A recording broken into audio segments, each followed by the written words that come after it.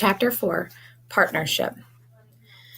Two or more people pooling their money, skills, and resources to run a business, agreeing to share the profits and losses of that business. Jesse had been waiting for this moment, the moment when Evan would see their lemonade stand, see the wonderful decorations they had made, see the crowds of people waiting in line, see Megan Moriarty standing by her side. He would see it all and be so impressed. He would think to himself, wow, Jessie is one cool kid. She sure knows how to run a lemonade stand, right? And then he'd jog over and say, hey, can I help out? And Jessie would say, sure, we were hoping you'd come over. And it would be like old times. Why hadn't it worked out like that? With one part of her brain, Jessie continued to take money from customers and make change. That was the part of her brain that worked just fine. With the other part of her brain, Jessie went over what had happened with Evan. That was the part of her brain that tended to run in circles. She and Megan were selling lemonade. Business had been good. Then Miss Polly, a neighborhood mom, walked up. She had a bunch of kids in her backyard running through the sprinkler, and now they wanted 12 cups of lemonade. 12. It was the biggest sale of the day. Megan got cracking, pouring the lemonade, and Jessie took the 6 singles that Miss Polly handed her. All the kids from Miss Polly's backyard were chanting, lemonade, lemonade, lemonade. A fly buzzed by Jessie's ear. They'd been having a problem with flies because of the sticky lemonade spills on their stand, and she cocked her head to one side to shoo it since her hands were busy with the money. And that's when Jessie looked up and saw Evan standing there, staring. So she smiled, but he didn't smile back. So she waved. Even though she had all that money in both hands, she waved so he'd know that she was happy to see him. And then he stalked off, all stiff-legged and bristly, and she never got to say, sure. We were hoping you'd come over, like she'd rehearsed in her head. And just then, Tommy Polly, who was 2 years old, pulled down his bathing suit and peed right on the lawn. And Megan laughed so loud, Jessie was sure you could hear it all over the neighborhood. That's what had happened. That's exactly what had happened.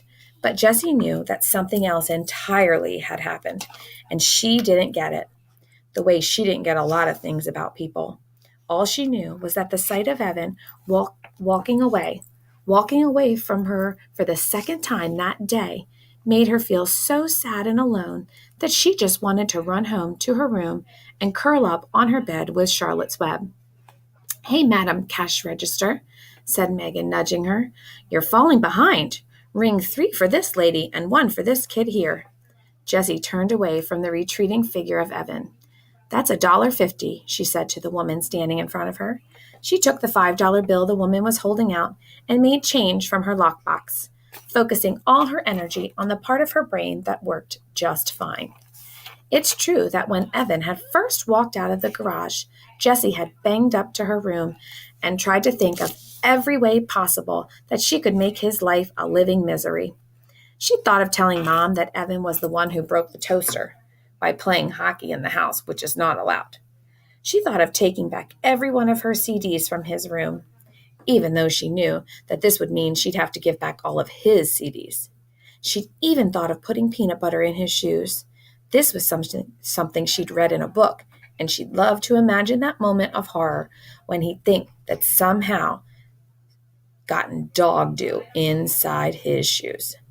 But when these ideas had finished bouncing around her brain, and when her breathing had returned to normal, and her fists weren't clenched at her sides anymore, she knew what she really wanted was to get the old Evan back. The one who was so much fun to be around. The one who helped her out of every jam. Like when she ate all the Lorna Doones that Mom had set aside for the Girl Scout meeting. And Evan had ridden his bike to the 7-Eleven and bought a new package before Mom even noticed. Or when she not accidentally, but how was she supposed to know, picked the red flowers in Grandma's garden that were a hybrid experiment.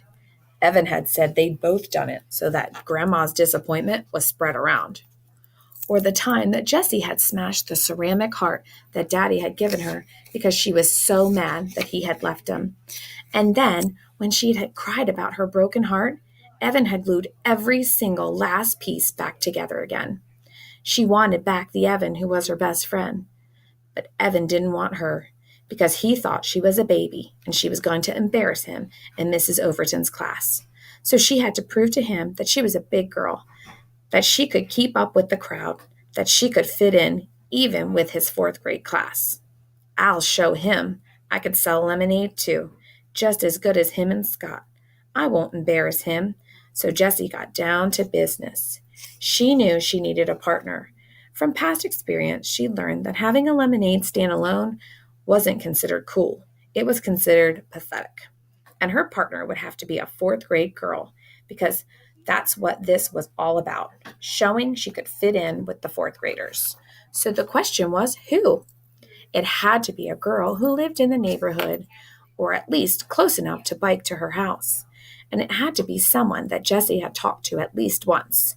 No way could she call up her friend she'd never even talked to, and it had to be someone who seemed nice.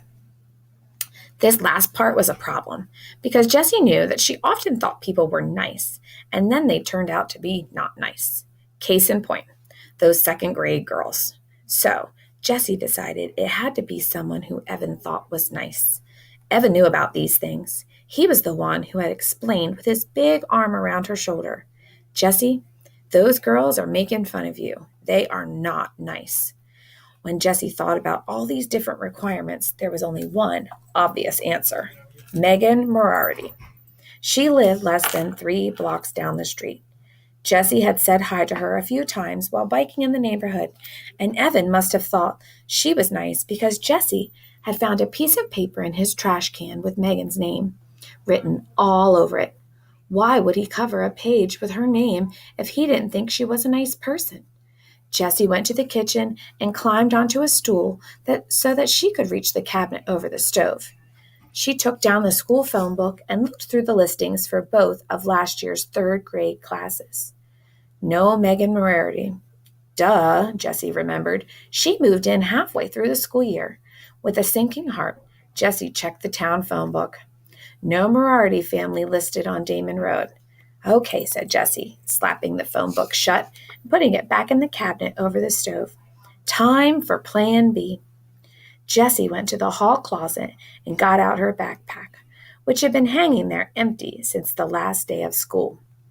Inside, she put 3 cans of frozen lemonade from the freezer and her lockbox full of change. She put the $10 bill, still paper-clipped to last year's birthday card from her grandmother, in her top desk drawer.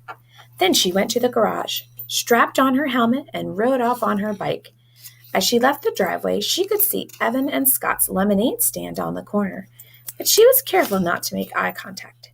She didn't want to talk to Evan until she was ready to, ta-da, impress him. Her heart leaped when she imagined him ditching Scott to be with her. Megan's house was so close that Jessie got there in less than 30 seconds.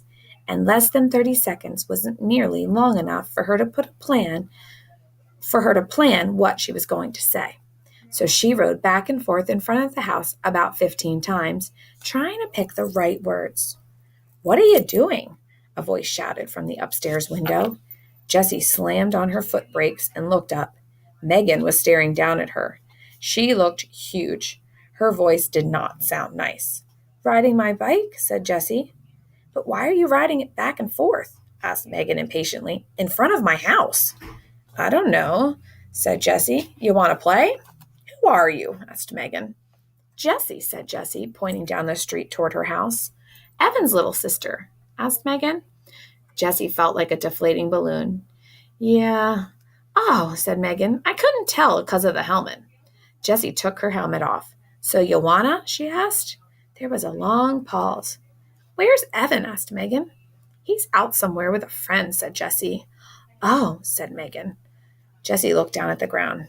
"People tell you things," Evan had told her once, "with their hands and their faces and the way they stand. It's not just what they say. You gotta pay attention, Jess. You gotta watch for the things they're saying, not with their words." Jessie looked back up. It was hard to see Megan at all. She was so far up and behind the window screen. Jessie sucked in her breath. Do you want to do